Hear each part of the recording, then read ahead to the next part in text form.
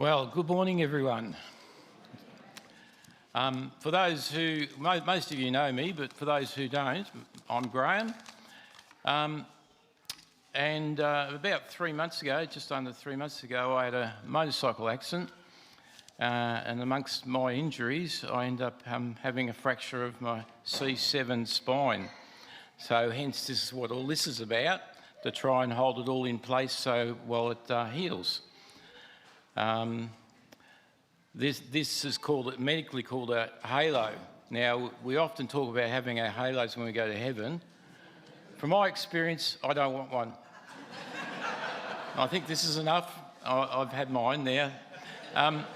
Anyway, look, I want to just take this opportunity just to say thank you to all those who have sent Denise and myself messages, rung us, come out and visited us.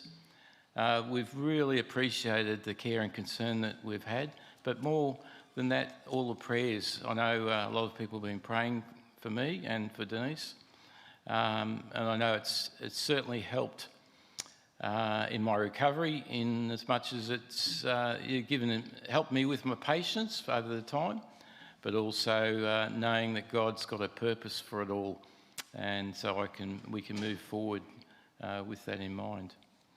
I'd like to endorse Josh's welcome to members of the Eastern Vic God Squad Christian Motorcycle Club this morning. It's great to have them here with us, and I just want to do a bit of an overview of who God Squad is and what we do and how we do it. I'm going to ask Robin in a moment to put up a bit of footage. We had our 50th anniversary a couple of years ago, and they've put together a little bit of a PR thing, and a bit of footage from that, and we held that out at Kyneton at a conference centre, campsite.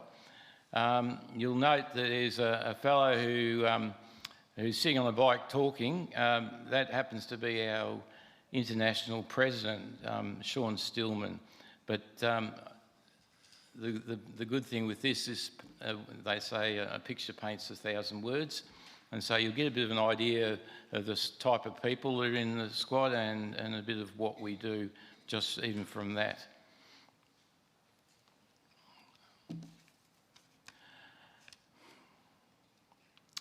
As I said, we're the Eastern Vic. Oh, sorry, Robin. You can start that when you're ready. Thank you. We're the Eastern Vic chapter of God Squad. We're one of 6 chapters in Victoria, and there's a number of other chapters all around Australia in different states, as well as in Tasmania, and also New Zealand, which take up the Pacific region for God Squad. We also have chapters over in the United Kingdom, places like Britain, Ireland, and countries of Germany, Netherlands, Finland, Poland, Sweden, amongst others. We've also got a very active and growing chapter in the Ukraine. If you were to go down to the Melbourne clubhouse, you'd see hanging up on the wall a framed patch or colours up there. Now, a patch is what we wear on our backs, so when we're out on the bikes, so that people know who we belong to, and I'll explain that a little bit more later. But so that's hanging up on the wall. Now, that was in the Ukraine clubhouse when it got bombed at the early stages of the conflict with Russia.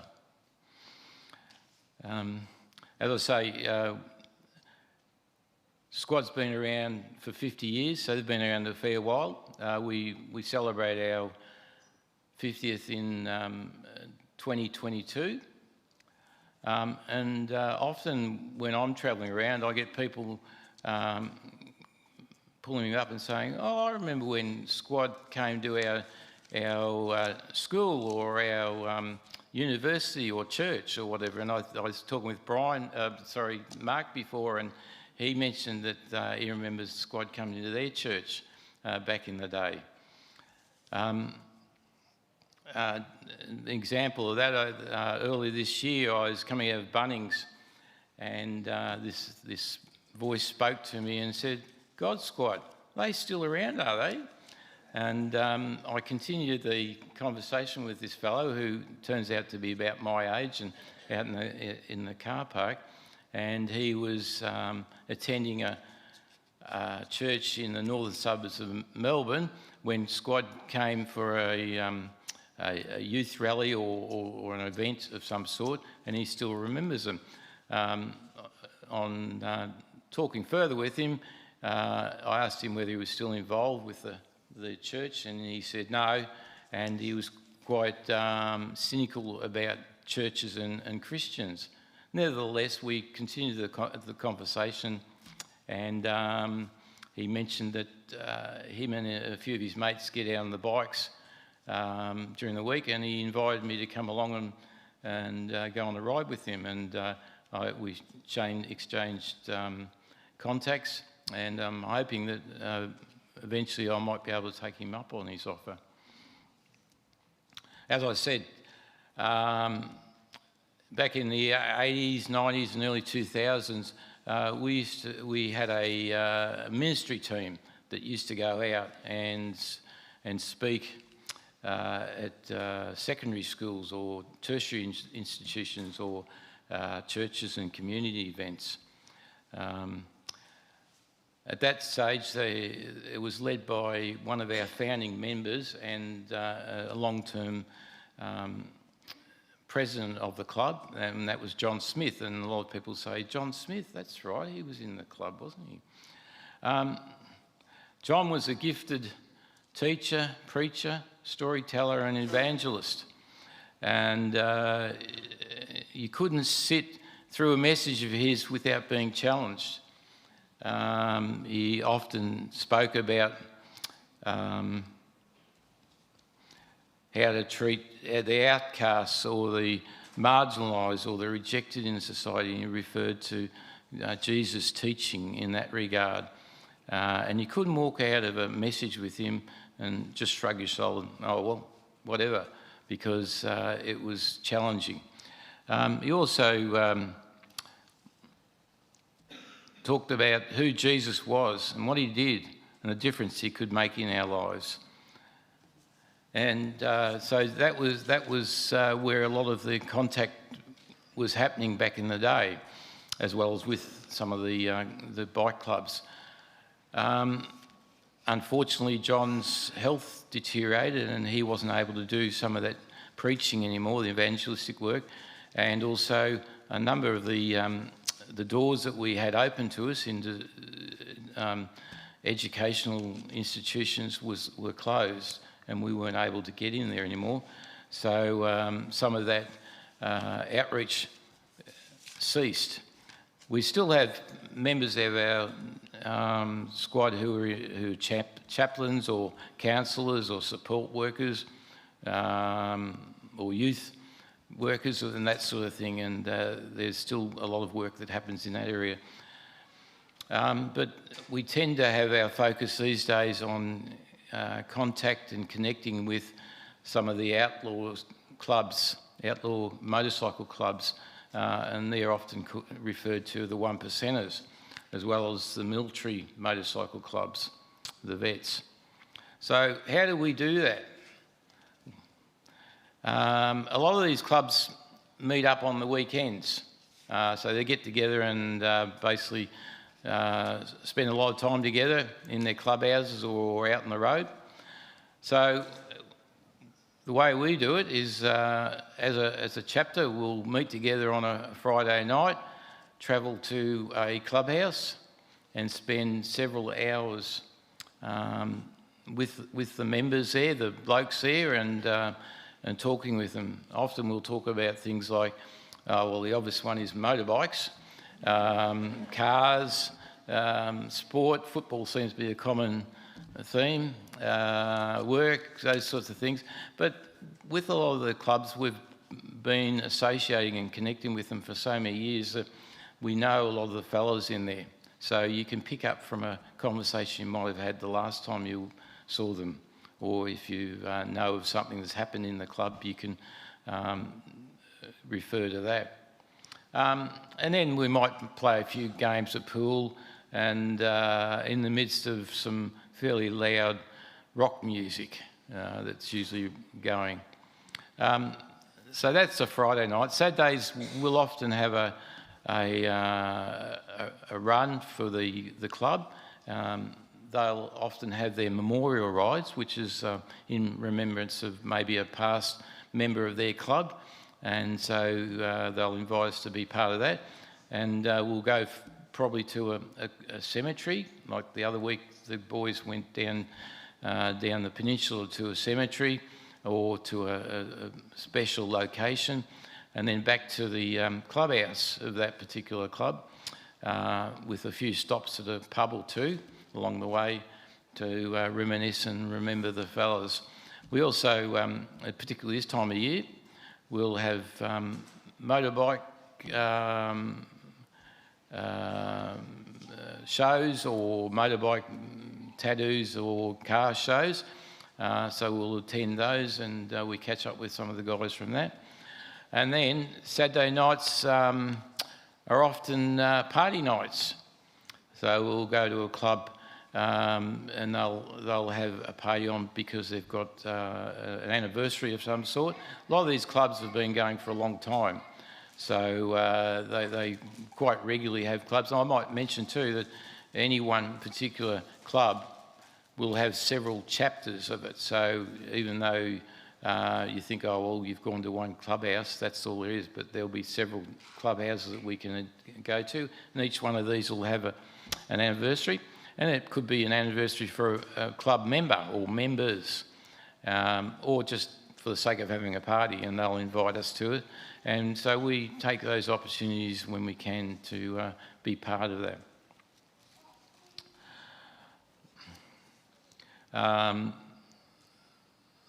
I might say also, just going through Anzac Day, we also get invited to some of the military ceremonies, and they'll ask us to be involved either in giving a prayer or maybe a small message, so we do get involved in that area as well.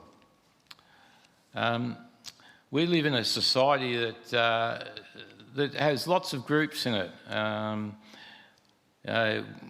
You travel through life and you'll have different organisations, cultures, and that sort of thing. In Australia, we call them mobs.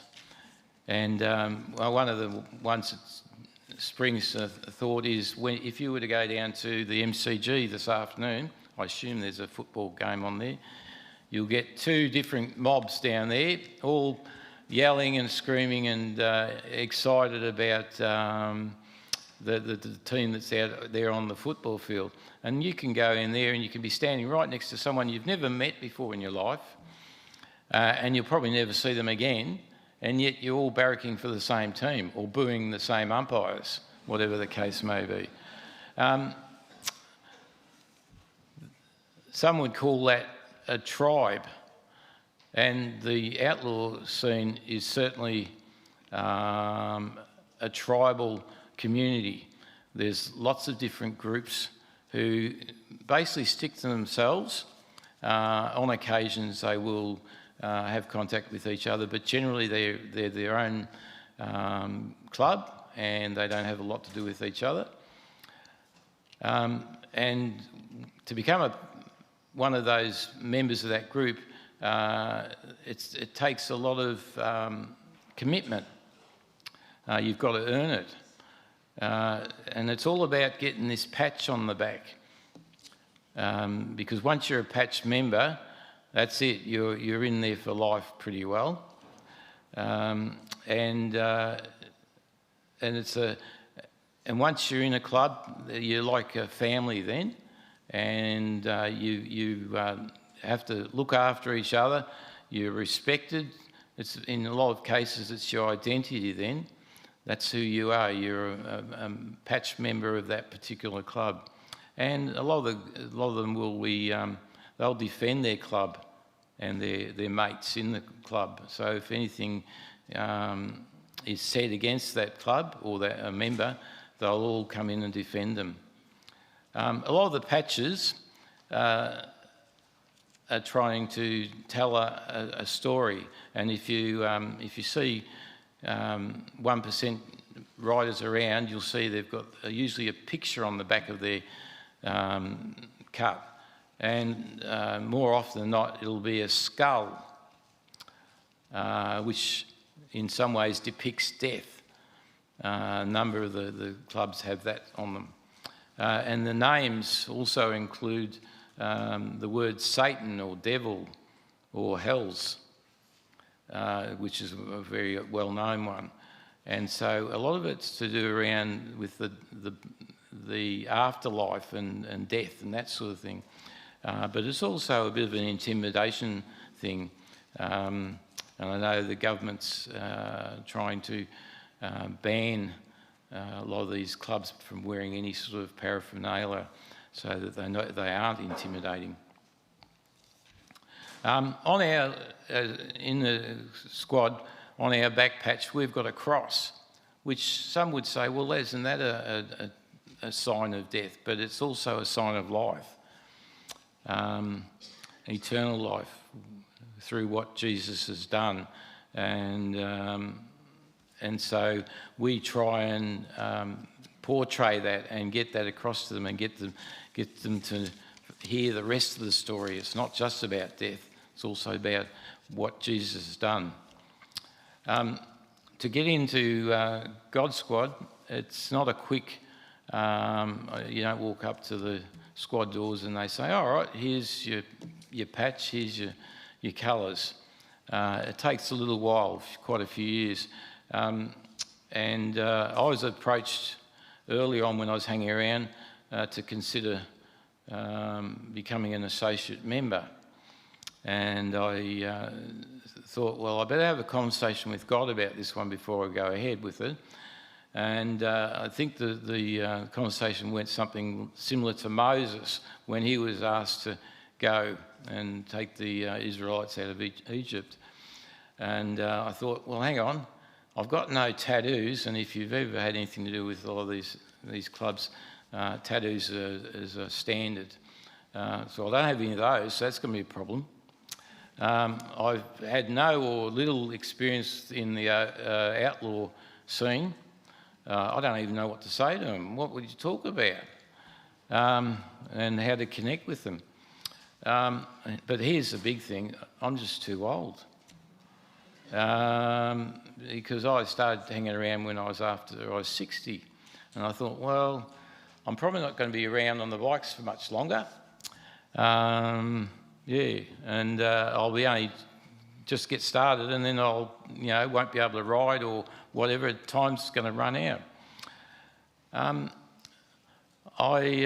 that time, I heard this small voice say to me, Graham, it's not about you, nothing about you. It's about these blokes that I'm calling you to be part of and to connect with.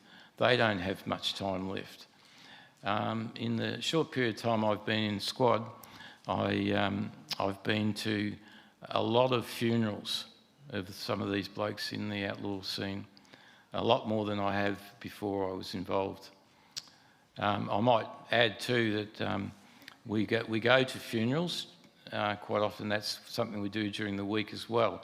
And we've got a couple of our guys who are pastors or ministers, and they'll be asked to officiate at outlaw funerals. And I think it came down to being just obedient and to the calling and trusting God that this is what He wanted me to do. And I must say that it's been an unbelievable journey so far, and I'm just excited to be part of it. A lot of these, I was going to talk about some of these clubhouses. They can be dark places. a lot of the guys are battling with a lot of different things, and we try to be a light and to show Jesus in what we do and how we behave and what we say to these guys. We show acceptance, hope, and an alternative to their life with eternal life.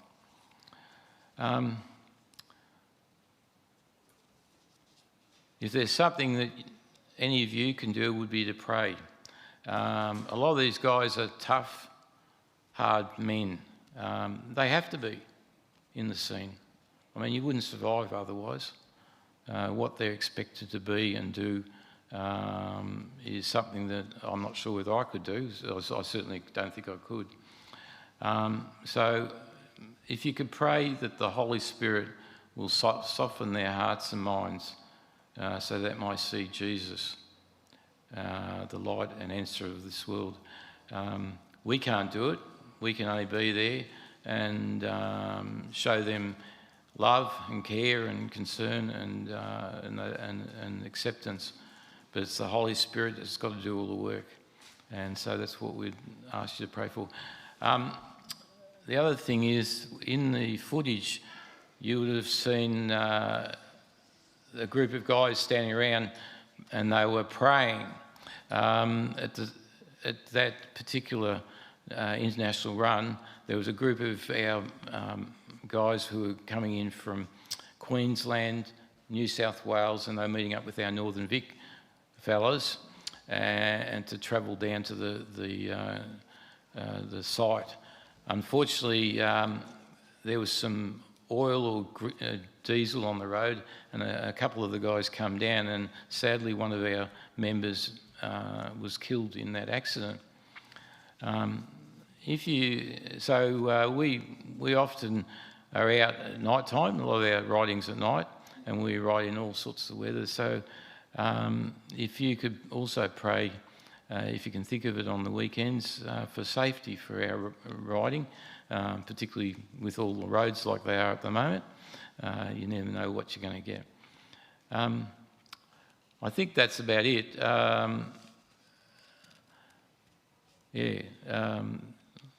Thanks, Josh, for allowing us to present this. We're going to be around for a little while afterwards. Please make these guys feel welcome. And if you've got any other questions, come and see us. Thank you.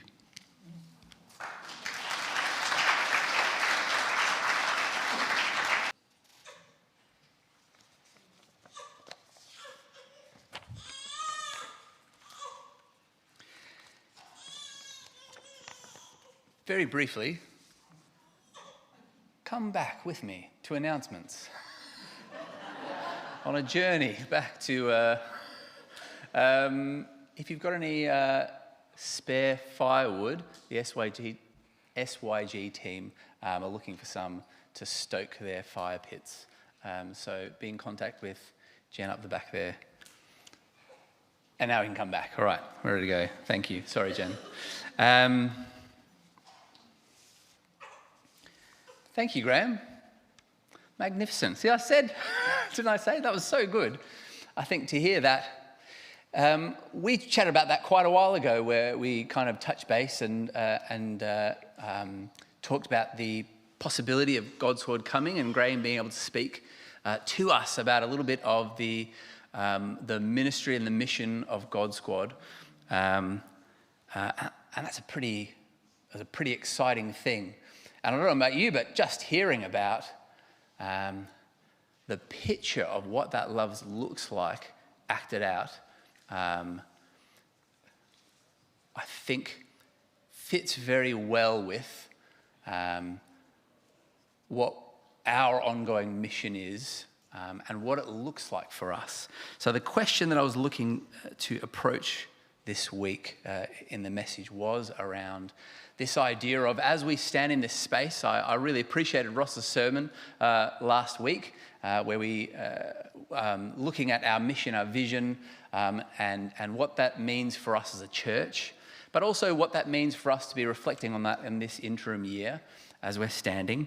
Something that I wanted to look at was to ask that question about what does it look like for us if we're in what feels like a bit of a liminal in-between space. What do we look to as our touch point for what are we called to do? What can we do here and now, day by day, even in the midst of what feels like can sometimes be an in-between space? And magnificently, and in a turn of events which I'm sure will cause some deep gratitude, a lot of my points have been made a lot better, both in communion and in Graham's talk and in the mission and ministry of God Squad. So what I'm going to do is I think I'd like to maybe pull it back to some core points and then maybe spend a bit of time in prayer together, reflecting on some of the points that I think God has already brought up before us through our brothers who've already shared this morning, and indeed through the worship that we've shared as well. I wanted to look at 1 Peter, which was a letter written by, any guesses? You'd think so, wouldn't you? Yeah. So Peter, you remember our pal Peter from the Gospels. So he's writing this letter, and he's writing it to these churches scattered through Turkey, scattered through Asia Minor, and they're having a rough time. They're not particularly well established. They're kind of scrambling a bit. They're not fitting in. So this new gospel that they've received, that they've kind of found themselves beholden to, this new way of life, does not seem to fit with the culture that's around them, with the social makeup and the structure. And Peter's writing to them to encourage them in their situation. They are in this place of having shifted out of their old way of being in the world around them, but they don't feel quite yet like they've settled into a new established way of being. They're in this in-between transitional time, and they're facing challenge and persecution. And in particular, there's 3 different sections that he addresses specifically. First of all, he talks about their establishment. Who are they? What's at the core? Which tribe do they now belong to that can give them purpose outside of what they may have lost around them? And that, of course, is that they belong to God. It says in chapter 2, verse 9, "You are a chosen people, a royal priesthood, a holy nation, a people belonging to God, that you may declare the praises of him who called you out of darkness into his wonderful light. Once you are not a people, but now you are a people of God. Once you had received mercy. Once you had not received mercy, now you have received mercy." They have this new identity. There is this new tribe, this new group that they have become members of. And not by adequate self-expression or being good enough, but by the merit of God's grace. He goes on then to talk about a couple of specific unjust situations. He addresses wives, believing wives in households that were not Christian, so where the husband was not a believer. In those days, if you're the head of the household, then by default, the rest of your household, it follows the beliefs that you've set. And so by your very nature, being a wife who is Christian, it's seen as an act of rebellion against the rest of the household. And they're called to submit to their husband in their Christian character. Not to submit in terms of deferring their beliefs, but to persevere in their beliefs, but to also add on top of that, love for the family, for the household Christian character. He talks to slaves, and a lot of this grates on the ears, but he talks to slaves, and he says not just to slaves with good masters, but those who've got rough masters too. Again, submit and act well. Again and again, he calls them to act and to respond in love. And he does talk about, well, what about just the government and the ruling bodies? And it says, and again, this grates, submit to all human authority, not just the king at the top, but the governors and those who execute it through. It's a rough mandate. Show respect, proper respect to everyone. Love the brotherhood of believers. Fear God and honour the king. These are not situations that are endorsed situations. This is, I think sometimes I've heard it perhaps ironically, I've heard these verses used in arguments advocating for, the idea that a head of the household should be able to force views on the rest of the household, or that, that slavery maybe, is not such a bad thing, or to be able to kind of exert exploitative wholesale power over someone's okay. And in the same way that we would say, well, no, we can recognize that those things are unjust situations. We could also look when it says about submitting to government, that there's not an expectation, therefore, that the government is good or that it will be just. In fact, the opposite, that there will be injustice and pain and suffering. And those things are not endorsed, but what's endorsed is our response to that. What's pointed to is the mechanism that we have, the one mechanism that we have in order to create change in the world, and that is through radical love. Submission not in concession, but submission in responding to evil with love.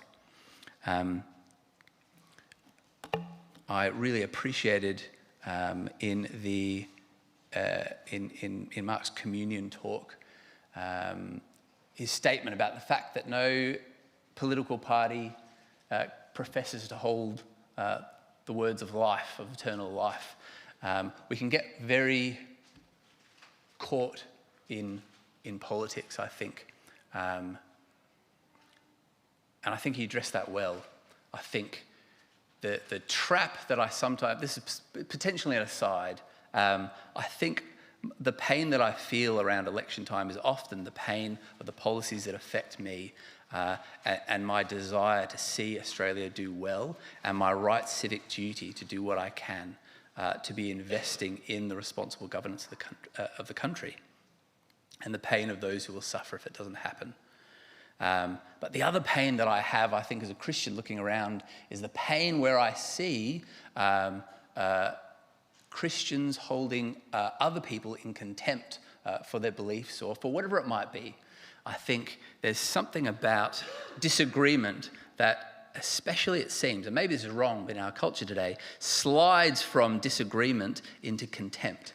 And the danger there is that you cannot have contempt for a person or a politician or a party or anything, and also have love for them at the same time. You can disagree, you can despair of, but if you've got a sense of hopeless contempt, it shifts into something else. Where Jesus says, I recycled my paper and I'm looking at a grade 4 maths worksheet. Give me a second.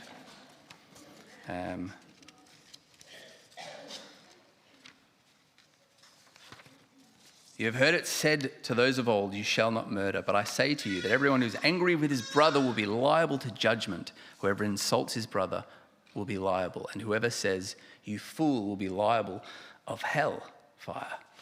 Which is a radical thing.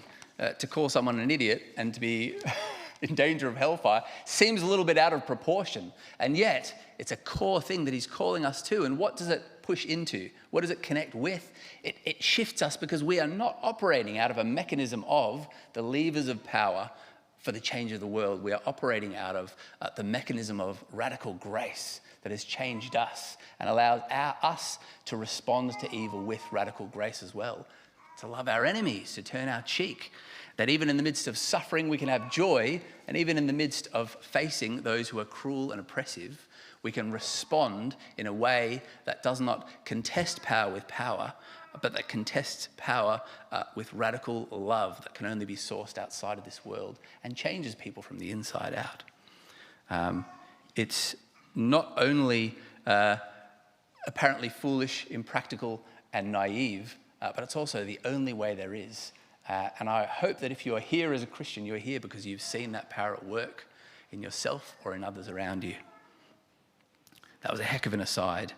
I'm very anxious about the seduction of contempt when I watch the news and I read articles and things like that. I just wanted to throw that out there for fun. So if you do that, you're an idiot. No, I'm just kidding.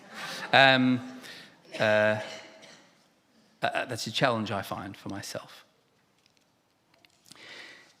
The model by contrast is, like he said, like we've said, like Jesus demonstrates, like Paul writes these people in these situations, is where you are posted by God, where God has called you to be, overflow with radical love. If that is a healthy family, that's the place to be. By all means, don't seek out suffering. That's not the point. This isn't a mandate that if you are in a slavery situation, you better not leave because, it's on you. Or as I've heard before, believe it or not, you should, a wife should stay in an abusive marriage because, if you leave, you're abandoning, you should stay there so you can save them. If you leave, you're mucking it up. Not at all. That's not at all what this is saying. It is a call to where God has placed you, where you are, respond with love. Don't go to dumb places. Don't stay in places that are unfruitful. But as we listen to the Spirit, be in those places, respond with love. I had a quote from a chap called John Smith, who we heard from before, which struck me as well when he was talking about the formation of God Squad. He looked at the example of Jesus' life, what he did. It was very simple. He spoke truth to power. He advocated for the poor. He healed the sick. He made friends of the marginalised, and he preached the good news. We followed that pattern with God's Squad. Go where they are, stay where they are, listen to them, converse with them, love them, and go there believing that they are not in total darkness, for God is not very far from any one of us. Like soldiers, we're posted to different places, and different soldiers are posted to different assignments. Some of those assignments are dark places, and we are equipped by God for those places. But as we go into the darker places, we do not go with greater firepower, greater force, but with a greater capacity for humility and radical love. And that, I think, is what God Squad models and what we are called to in season and out season, individually and as a church. That needs to be core. Tomorrow, if we got St. Peter on to be the new minister, starting tomorrow, if we had a couple of $1 billion to kit out the best church and, gave Jen a squad of, 50 super duper youth workers and we had it all going, if the Spirit of God wasn't moving today, then tomorrow it would be a failure as well. That's the core ingredient, and that's why I think even in this time, there's no fear that unfruitfulness in a significant way is risked by a period of interim. Does that make sense? I'd like to spend some time praying. Firstly and foremost, I think I'd like us to pray for God Squad, for the ministry that they have and for their members and for those that they minister to. Then I'd like to pray for the government, for the new government that's come in. Now, I didn't actually realise when I was preparing this sermon that it would be the day after the election. And I thought, is that going to kind of throw stuff off? And I frustrated Liz by turning off my phone last night and not watching the TV so that I could preach this still in a state of ignorance. So no one could kind of suggest or read between the lines that, if I say something positive or negative, that it's... that I know what's at play. So I'm looking forward to finding out what's up. But regardless, I'd like us to spend some time in prayer for the new government, for who they are. We can bless them wholeheartedly, that we can honour them for where they are and the role that they're in. And then I'd like to pray for us as a church and for where we stand and as we carry on through. Does that make sense? And I'm going to... open it up. I'll give some time. I'll pray a little bit. I'll leave some space for you to pray. Then I'll shift to the next section and we'll do it real fast and very seriously and reverently though. And then I'll wrap up because I talked for longer than I meant to. Father, thank you for the witness that you have spoken to us through the legacy of God Squad, through what you have been doing through, not just through Graham, not just through the God Squad members we see here, but what you've done through John Smith and through the God Squad right around the globe in tough places. Father, for the ministry of intentionally going and hearing and staying with those in the darkness with hope to bring love into those places where love seems so alien.